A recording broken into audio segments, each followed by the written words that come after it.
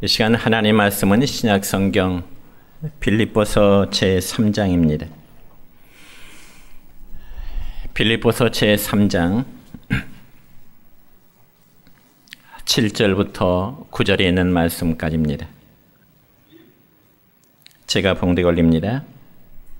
그러나 무엇이든지 내게 유익하던 것을 내가 그리스도를 위하여 다 해로 여길 뿐더러 또한 모든 것을 해로 여김은 내 주 그리스도 예수를 아는 지식이 가장 고상하기 때문이라. 내가 그를 위하여 모든 것을 잃어버리고 배설물로 여김은 그리스도를 얻고 그 안에서 발견되려 함이니 내가 가진 의는 율법에서 난 것이 아니요 오직 그리스도를 믿음으로 말미암은 것이니 곧 믿음으로 하나님께로부터 난 의라. 아멘. 사랑과 축복합니다. 감사합니다.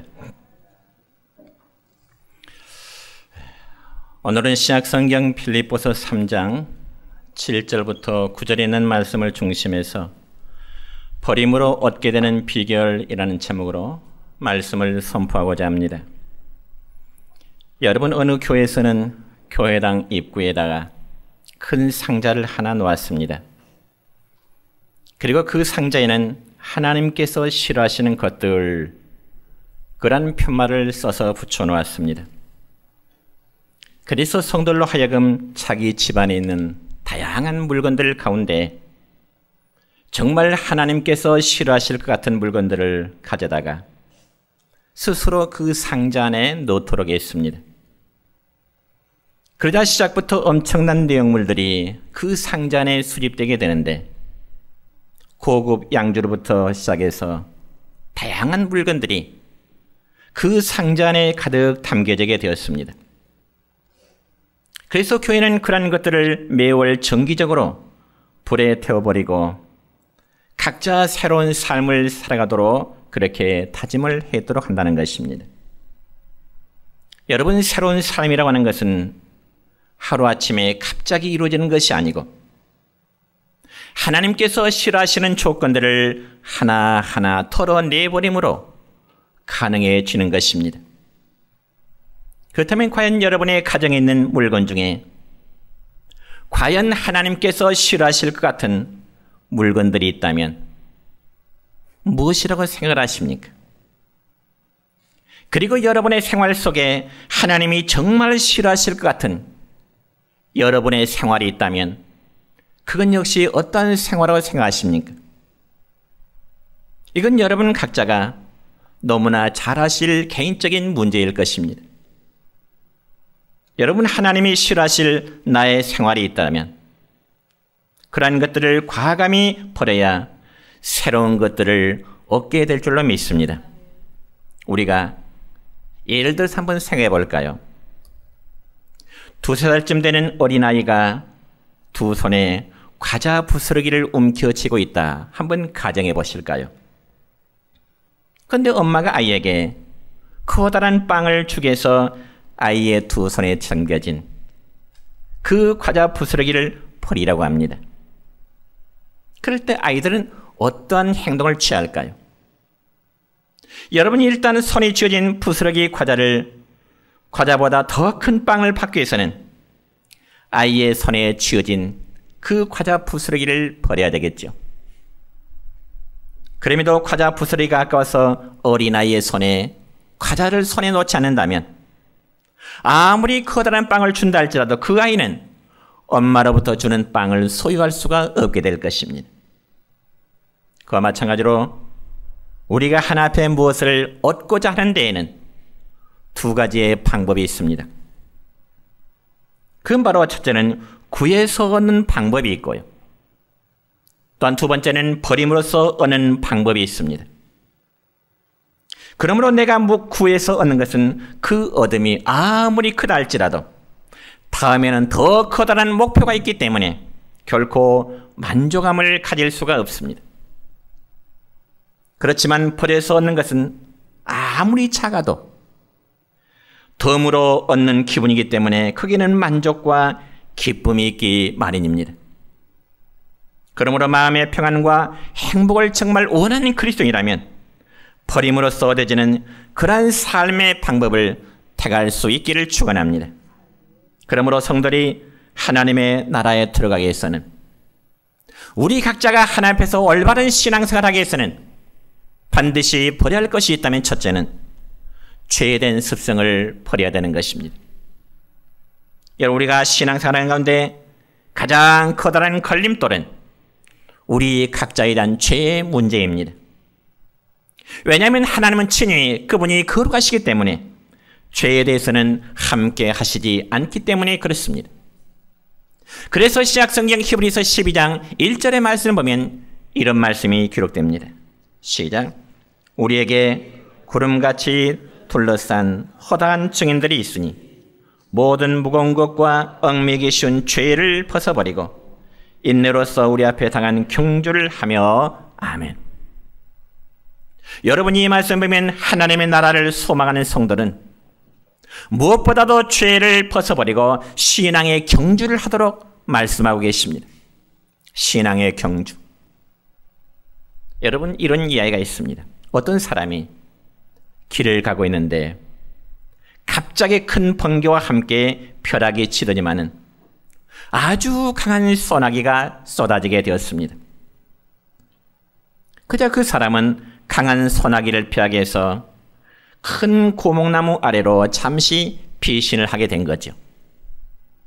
그런데 잠시 후에 또 한 번의 번개가 치더니만은 그 사람은 벼락에 맞아서 죽고 말았습니다.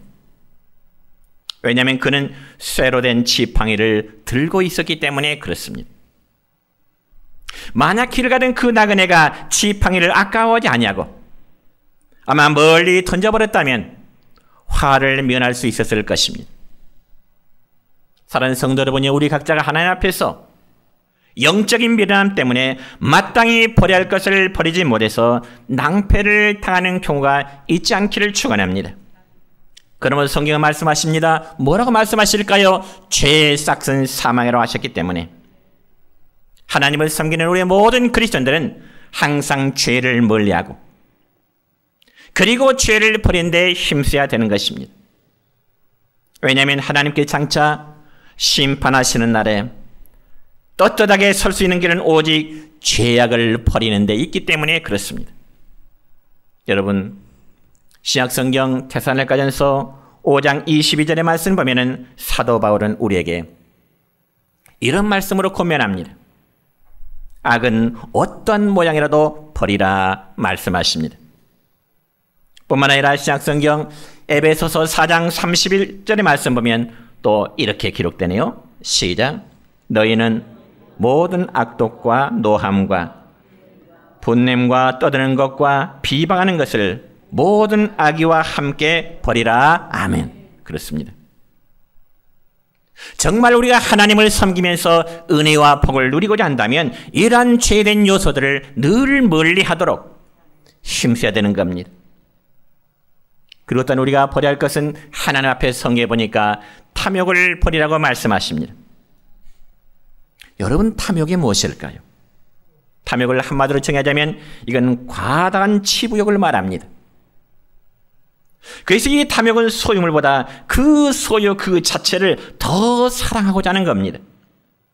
그러므로 탐욕은 전형적으로 지칠 줄 모르는 정말 강한 욕망이 있습니다. 또한 이 탐욕은 현실에 대한 만족감을 느끼지를 못합니다. 그래서 신약성경 에베소서 5장 3절의 말씀을 보면 이런 말씀이 있습니다. 시작. 음행과 온갖 더러운 것과 탐욕은 너희 중에서 그 이름조차도 부르지 말라. 이는 성도에게 마땅한 바니라. 아멘. 그러니까 과도한 치부로 인한 탐욕은 그 이름조차도 부르지 말라고 말씀하십니다. 여러분, 이런 이야기가 있습니다. 자기밖에 모르는 아주 인색한 부자가요, 어느 날 유대인 교사인 랍비를 만나게 되었습니다. 랍비라는 말은 선생님 혹은 교사라는 뜻입니다. 그자 그 랍비는 인색한 부자를 데리고 창문이 있는 창가로 데려갔습니다. 그래서 랍비가 묻기를, 지금 당신의 눈앞에는 무엇이 보입니까? 이런 질문을 랍비가 그 인색한 부자에게 묻습니다. 그저 그 인색한 부자는 이렇게 답변합니다. 예, 지나가는 많은 사람들이 보입니다. 그러겠죠. 창틀 너머 많은 사람들이 오가는 모습을 이 부자는 자기 랍비의 질문에서 답변합니다. 그자 랍비는 그 다음에 이 인색한 부자를 거울 앞으로 데려가서 묻습니다. 지금 당신의 눈에는 무엇이 보입니까? 거울 속에 지금 무엇이 보입니까? 예, 말하기를 제 얼굴만 보입니다. 이렇게 답변해 있습니다. 그래서 랍비는 그 인색한 부자에게 이렇게 말합니다.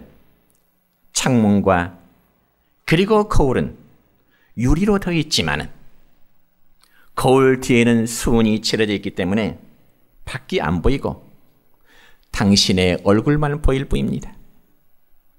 마찬가지로 여러분, 우리 인간의 마음속에도 탐욕으로 칠해진 사람은 오직 자기밖에 모르는 불행한 존재라는 그런 교훈을 랍비는 그 인색한 부자에게 주었다는 이야기입니다.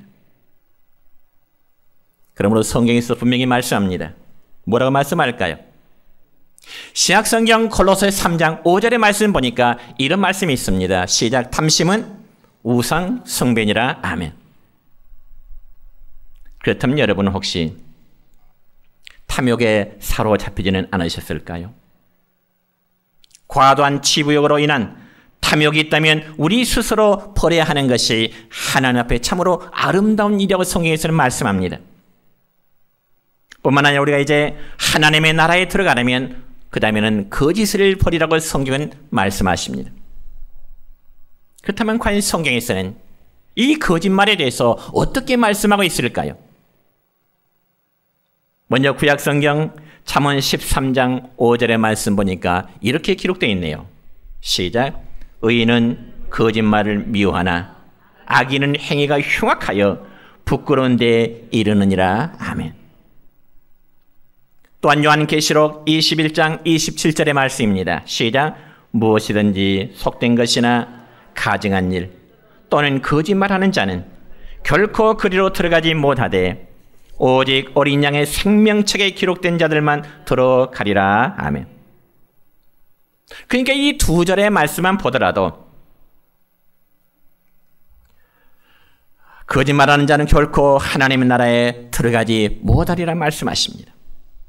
그렇다면 하나님 앞에서 저와 우리 여러분의 입술에는 거짓이 없을까요? 어쩌면 진실보다는 거짓이 더 많을지도 모릅니다. 그 모습이 저의 모습일 수도 있고 여러분 각자의 모습일 수도 있습니다. 그러므로 성경에서 말씀하십니다. 거짓됨을 버리라고 말씀하시네요. 그리고 거짓에 대해서는 순간생간 회개함으로 죄 용서를 받도록 해결책을 성경에서는 제시하고 있습니다. 그러므로 사랑하는 성도 여러분이요, 하나님의 참된 사람은 정말 하나님이 싫어하시는 것들 버리는 결단을 가질 수 있기를 바랍니다. 다음에 버리겠다고요? 아니면 천천히 버리겠다고요? 여러분, 비록 구원의 문제와 직접적인 관련이 없다 할지라도 우리는 신앙생활에 덕스럽지 않는 일이 있다면 그것이 어떠한 조건이라도 버릴 수 있기를 노력하시기를 축원합니다. 그러므로 구원의 기쁨은 이처럼 버리는 데서부터 시작되는 것입니다. 전 여러분에게 묻고 싶습니다. 여러분은 예수님을 믿고 나서 무엇을 버리셨습니까? 그리고 지금은 무엇을 버리고 계신가요?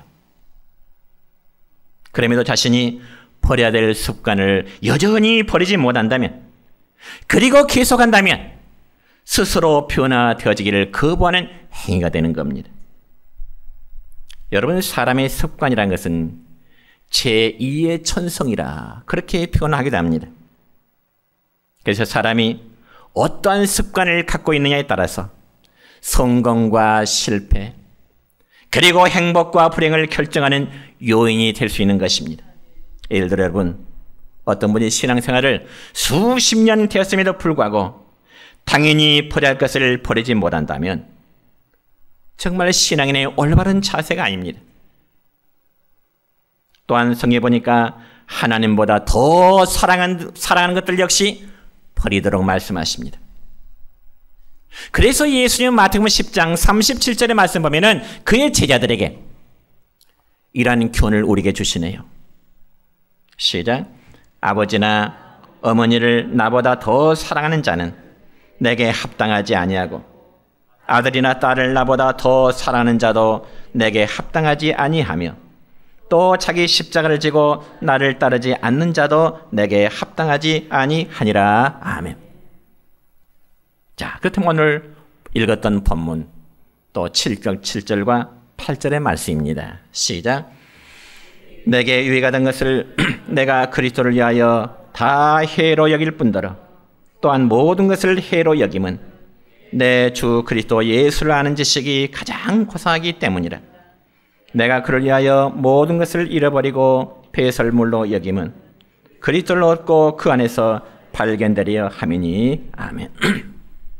여러분, 참 신앙인은 예수님 때문에 모든 것을 잃어버린 것 같지만 또한 예수님 때문에 모든 것을 얻게 된다는 사실을 믿기를 축원합니다.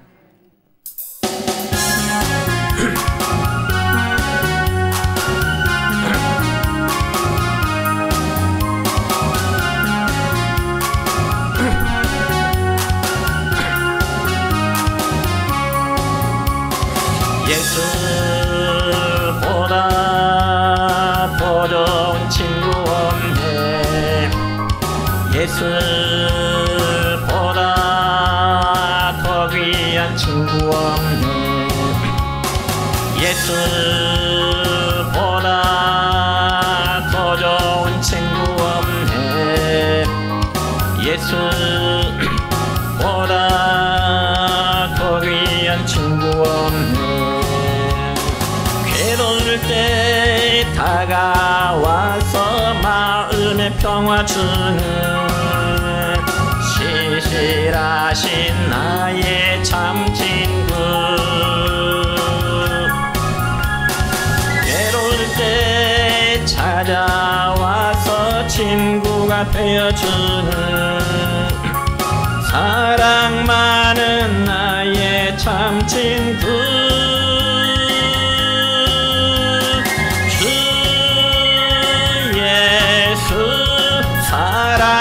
사랑하리라 나의 생명 다할 때까지.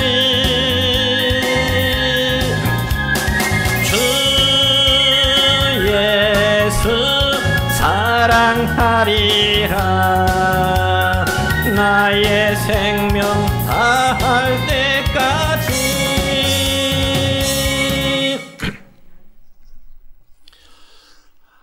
여러분, 구약 성경 사사기 7장의 말씀을 보면은 어느 날 미디안이라는 군대가 이스라엘을 쳐들어온 적이 있습니다. 그런데 그 블레셋 군대의 숫자는 성경에 보니까 13만 5천 명이라 그랬습니다. 그러자 그러한 군대와 싸우기 위해서 당시에 기드온이라는 사사가 젊은 남자들 군사들을 모집했는데 이스라엘의 군대의 숫자는 겨우 3만 2천 명뿐이었더라 그랬습니다. 그러니까 여러분, 산술적으로 계산하자면 블레셋 군대는 이스라엘 군대의 4배 이상의 많은 차이가 나는 겁니다. 그러니 도저히 불가능한 싸움일 수밖에 없습니다. 여러분, 어떻게 13만 5천 명이라는 군대를 겨우 3만 2천 명의 군대로 상대할 수가 있겠습니까? 더군다나 요즘처럼 전투 장비가 우월한 것도 아니고 당시에 이스라엘 군사들이 잘 훈련된 군사들도 결코 아니었습니다. 그럼에도 하나님은 기드온 사사를 향하여 도저히 받아들일 수 없는 그 명령을 하나님은 기드온 사사에게 하십니다. 그 명령이 무엇일까요? 하나님은 기드온이 이렇게 말씀하십니다. 기드온아, 3만 2천 명의 군대도 숫자가 많으니 상당수를 털어내버리라. 하나님, 그러면 3만 2천 명 모집된 군사들 중에서 어떤 자를 털어낼까요? 하나님은 기도원에 다시 말씀하십니다. 전쟁에 두려워하는 자들, 전쟁을 무서워하는 자들 다 털어내버리라. 여러분, 실제로 그렇습니다. 전쟁에 출전하고자 하는 군사가 두려움으로 떤다면 그 전쟁은 당연히 패배할 수밖에 없는 것입니다.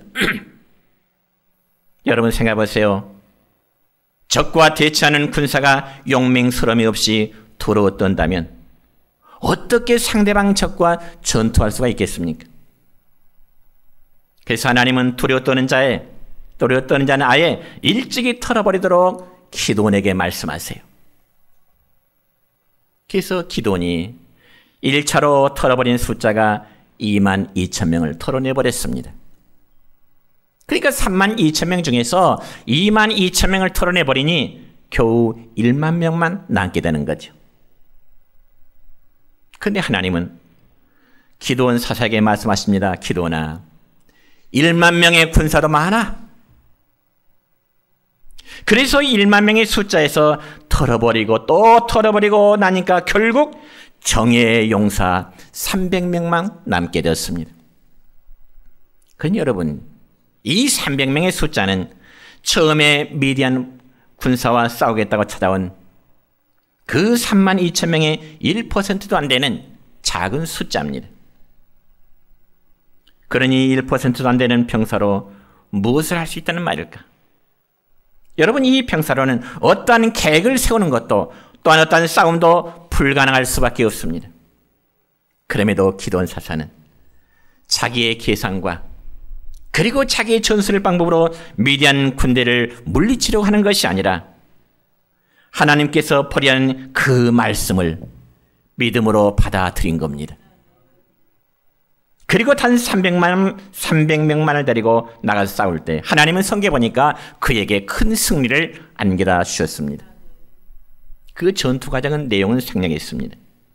여러분, 인간의 계산과 하나님의 방법은 분명히 다릅니다. 인간의 머리 계산과 하나님이 하시는 그 방법은 분명히 다릅니다. 신앙인은 이것을 믿어야 되는 겁니다. 특별히 여러분이 기독교의 역사를 보면은 초대교회 당시 성도들의 숫자는 로마 인구의 1%도 되지를 않았습니다. 그렇지만 그 1%도 되지 않은 기독교인들이 자신들을 창칼로 핍박하던 로마란 나라를 기독교 국가로 바뀌어내는 그런 역사가 있었던 것입니다. 그렇다면 오늘 우리나라의 기독교는 어떻습니까? 오늘날 우리나라의 기독교는 한때는 국민의 4분의 1인 약 25%가 기독교인이라고 말한 적이 있습니다. 물론 그 중에는 어중이 떠중이 다 포함되어 있겠죠.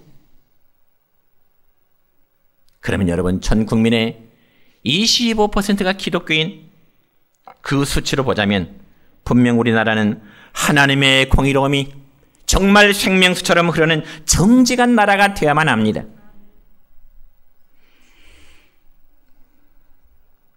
그러나 지금 우리 사회는 어떻습니까?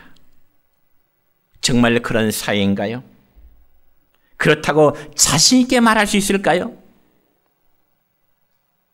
지금 우리 현실은 기독교가 하나님의 영광을 위하여 이 땅에 존재하는 목적을 상실해버렸다고 인정할 수밖에 없는 이러한 시대적인 상황입니다. 왜 그럴까요? 버려야 할 것을 버리지 않고 있기 때문입니다. 그 결과 이 시대는 교회가 믿지 않는 불신자들로부터 치탄의 대상이 되고 있음을 우리는 부인할 수 없는 그런 현실입니다. 그러므로 교회가 오늘날 다시금 하나님 앞에 회복하기 위해서는 우리가 하나님 앞에 버려야 할 부분들이 너무나 많다는 사실입니다. 여러분, 먼저는 교회 지도자들이 권위의식을 버려야 되는 것 당연한 일일 것입니다. 그리고 성도들 역시 신앙생활의 잘못된 부분들을 버려야 되는 겁니다. 그래야 할 때 우리의 교회와 자신은 소망이 있을 줄로 믿습니다. 여러분, 우리 하나님의 방법도 마찬가지입니다. 하나님의 역사는 숫자에 많고 적음에 있지 않습니다. 여러분, 성경에 보니까 이스라엘 백성들은요, 범죄했을 때 하나님께서 모세에게 말씀하십니다. 모세야, 너희의 60만의 모든 백성들을 내가 다 죽이겠노라. 하나님께서 모세를 통해서 출애굽에 내서 광야에 살아가는 그들에게 하나님은 범죄함으로 그들을 죽이겠노라고, 심판하시겠노라고 지도자인 모세에게 말씀하십니다. 그때 모세가 자기 백성들을 위해서 울부짖는 중보의 기도를 하십니다. 하나님, 차라리 그럴 바에는 이 백성들을 이 광야로 불러내지 마시지. 정말 자기 백성들을 위한 모세는 울부짖는 기도를 할 때 하나님이 범죄한 백성들을 향한 심판의 마음을 돌리십니다. 그뿐만이 아니지요, 여러분. 구약성경 열왕기상 18장의 말씀을 보면 엘리야라는 선지자는요, 바알의 선지자 450명과 누가 섬기는 신이 참신인지, 바알 신이 참신인지 아니면 여호와 하나님이 참신인지 증명하기 위해서 그들을 갈멜산으로 모아놓고 외로운 투쟁을 하게 되었습니다. 엘리야 선지자가. 그러자 하나님께서는 믿음의 사람인 엘리야의 기도를 들으시고 하늘에서 불을 내리시는 기적의 역사를 베푸심으로 참신은 여호와 하나님이심을 증명하시게 된 것입니다. 여러분뿐만 아니라 우리 주님도 하나님의 영광을 위하여 십자가에서 자신을 버리셨습니다. 그리고 이 세상은 십자가에서 돌아가신 예수 그리스도를 믿음으로 말미암아 구원을 받게 되는데, 여러분, 예수님의 승리는 바로 버림으로서의 승리였습니다. 그리고 부활의 영광은 오직 버릴 때 얻어지는 것임을 여러분 믿으시기를 축원합니다. 여러분, 오늘 본문의 말씀에 보면 바울 사도는 그리스도를 위해서 자기에게 유익했던 모든 것들을 내가 배설물로 여기겠노라 뿐만 아니라 자기의 사회적인 배경과 모든 것들을 다 배설물처럼 여기겠노라 하는 자신의 신앙의 고백을 하고 있습니다. 이런 바울의 고백이 저와 우리 모두의 고백이 되어지기를 바랍니다. 두 번째로, 우리가 이런 모든 것을 버려야 하는 의미가 무엇일까 하는 것입니다. 왜 우리가 버려야 될까요? 거기에 대한 첫째는 오직 주님을 위해서입니다. 여러분, 저는 오래전에 울지마 톤즈라는 영화를 본 적이 있습니다. 그리고 이 영화를 작년에 주일날, 작년쯤이죠, 주일날 오전 예배를 마치고 또 식사 후에 저 교회에서 영상으로 띄워드린 그런 적이 있습니다. 아마 여러분들 보셨겠지만은 울지마 톤즈라는 그 영화는 주인공이 이태석 신부님의 이야기, 실제 이야기입니다. 그런데 그분은 내전으로 인해서 약 200만 명 이상이 목숨을 잃은 아프리카 저 수단이라는 나라에서 선교 사역을 했던 캐토릭 신부였습니다. 천주교 신부였어요. 그런데 그분은 처음부터 선교사의 꿈을 가진 게 아니고 의사가 되게 한 꿈으로 이제 의과대학에 진학해서 의사가 되었던 분입니다. 그다가 이태석 신부, 그분은 나중에 소명을 받아 천주교 신부가 되었죠. 그리고 저 수다얀 나라에 선교사로 가게 되었습니다. 그래서 그 아프리카 수다얀 나라 톤즈라는 곳을 가서 사역을 했는데, 여러분, 그 톤즈라는 지역은 내전으로 인해서 살아남은 사람들이 굶주리고 또 치료 한번 제대로 받아보지 못하고 죽어가는, 정말 희망과 소망이 전혀 없는 그러한 지역이었습니다. 뿐만 아니라 아이들은 전쟁과로 완전히 버려진 상태였고요. 그래서 이태석 신부가 그곳에 간 이유는 바로 그들을 도와줘야 되겠다고 하는 그러한 박의 정신, 그리고 그리스도의 사랑 정신이었습니다. 그래서 그는 수단에서 버려진 아이들을 가르치기 위해서 학교를 세우고 또 희망 없이 살아간 아이들에게 브라스밴드, 즉 악단을 이제 만들었습니다.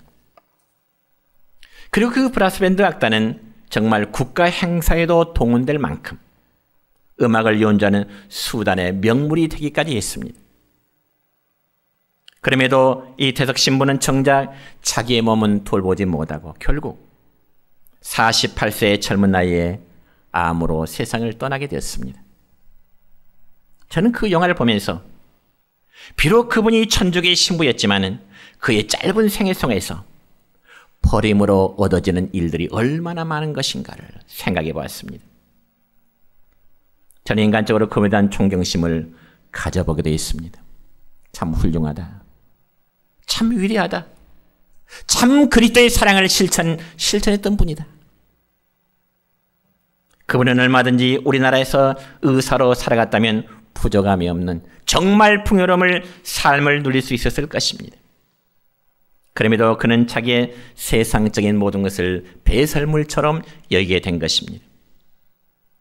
그러면 성경에 보니까 예수님의 제자인 베드로와 안드레 그리고 야고보와 요한, 예수님께서 그들을 향하여 너희들 나를 따르라 말씀하실 때 그들은 조금도 주저하지 아니하고 자기들의 모든 직업을 포기해야만 됐습니다.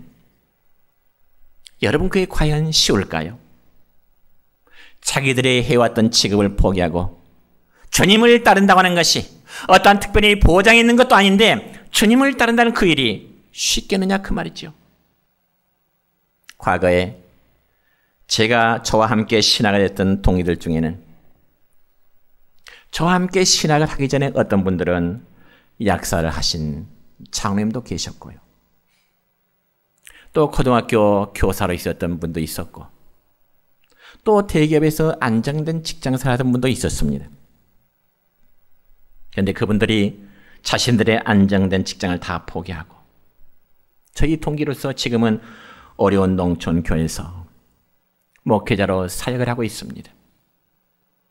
어떤 분이 이미 하나님 부르신 분도 계시지만은 학교 교사로 했던 분, 그리고 대기업의 어떤 좋은 직장에 다니던 분들이 그 안정된 생활을 포기하고 목회자로서 현직에 있다 그 말이죠. 만약 그분들이 정말 사회적인 자신들의 이치를 포기하지 않았다면 어려운 목회자의 길로 아마 들어설 수가 없었을 것입니다. 사랑하는 성도 여러분이여, 자신의 생업을 포기한다는 것은 어쩌면 가족 부양의 모든 책임으로부터도 떠나야 한다는 것을 말합니다. 그렇기 때문에 여러분 소명에는 반드시 희생이 따르기 마련인 것입니다. 희생 없는 소명의 삶은 살아갈 수가 없는 겁니다. 그래서 저희들이 자신들의 모든 생업을 포기한다는 것은 하나님의 일에 가장 우선권을 두겠다고 하는 강한 의지의 표현인 것이죠. 그렇다면 여러분의 삶의 우선권은 어디에 있다고 생각하십니까? 일단 돈을 많이 모아서 부자가 되는 것이 여러분 각자의 삶의 우선권일까요? 아니면 어떤 사회적인 명성이 있어야 여러분의 삶의 우선권일까요? 그러면 과연 거기서 만족할 수 있을까요? 결코 그렇지 못할 것입니다. 왜냐하면 여러분 사람의 욕심이라는 것은 한이었기 때문에 하나님의 사람은 주를 위해서 버려야 할 것은 반드시 버리도록 오늘 성경 말씀에서 바울을 통하여 우리에게 교훈하고 있습니다. 그리고 두 번째는 버린 후에는 미련을 갖지 말아야 됩니다. 여러분 이사를 자주 해본 사람이라면 무엇을 버리고 간다는 것이 얼마나 어려운지 잘 아실 것입니다. 어떤 물건을 버려야 되겠다 생각을 하다가 막상 이사는 날 이삿짐을 싸다가 다시금 버리지 못하는 그런 경우들이 우리에게는 종종 있습니다. 여러분 이처럼 쓰던 물건을 버리는 것도 정말 그만큼 어려운 일인데 하물며 버려서는 안 된다고 믿고 있는 자신의 신념을 버린다는 것이 얼마나 어렵겠습니까? 그러나 세상 것 가지고는 하나님을 기쁘시게 못합니다. 그러므로 우리는 신앙생활에서 버려야 될 것은 물건이 되었든 우리의 생활이 되었든 단호히 버리는 결단이 필요한 겁니다. 그렇다면 하나님께서 싫어하시는 조건들을 우리가 버림으로 우리에게 얻어지는 결과가 무엇일까요? 한마디로 표현하자면 그건 영생입니다. 그래서 바울은 자신이 가지고 있던 율법 신앙을 버리고 그리스도 안에서 복음을 위해서 전생애를 바칠 수가 있었던 것입니다. 그러면서 바울은 미련을 두거나 후회하지 않았습니다. 여러분, 바울이 율법 아래 있을 때는 모든 사람들로부터 한마디로 존경의 대상이었습니다. 그리고 종교적인 지위도 대단했습니다. 왜냐하면 그는 가말리엘 문화생으로 당시에는 모든 사람들의 부러움의 대상의 사람이었기 때문에 그럽니다. 그렇지만 그가 율법의 신앙을 버리고 예수 그리스도의 복음 신앙을 따르고 전하게 될 때 그에게 다가오는 것은 뭐예요? 많은 고난이었습니다. 그럴 경우 대부분의 사람들은 과거에 자신이 잘 나가던 시절을 그리하면서 참 후회를 할 만도 할 것입니다. 그럼에도 바울은 오직 예수님을 따르고 그의 복음을 전하는 것이 가장 고상함으로 깨달았던 것입니다. 그러므로 그는 주님 때문에 핍박과 고난받는 것을 후회하지 않고 오히려 그것을 영광스럽게 받아들인 것입니다. 이제 말씀했습니다. 우리들은 세상에 속한 애착 때문에 하늘에 속한 귀중한 선물을 놓쳐서는 안 됩니다. 그리고 버려야 할 것을 버리지 못하기 때문에 오히려 더 큰 것을 잃어버려서도 안 됩니다. 이 시간 우리 모두는 오늘 본문 말씀을 통해서 믿음의 사도 바울의 정신을 배울 수 있기를 바랍니다. 그는 자신에게 유익하다고 여겨지는 모든 것을 다 해롭게 여겼다고 말씀합니다. 그리고 예수들을 알고 믿는 지식이야말로 그것이 가장 고상하다. 세상적인 것, 사랑의 조건 못하고 되지 못하고 오직 예수님을 아는 지식이 가장 고상함을 고백하게 된 것입니다. 신앙에 대한 사람들처럼 우리 역시도 버림으로써 얻어지는 체험이 여러분의 있기를 주님의 이름으로 축원합니다.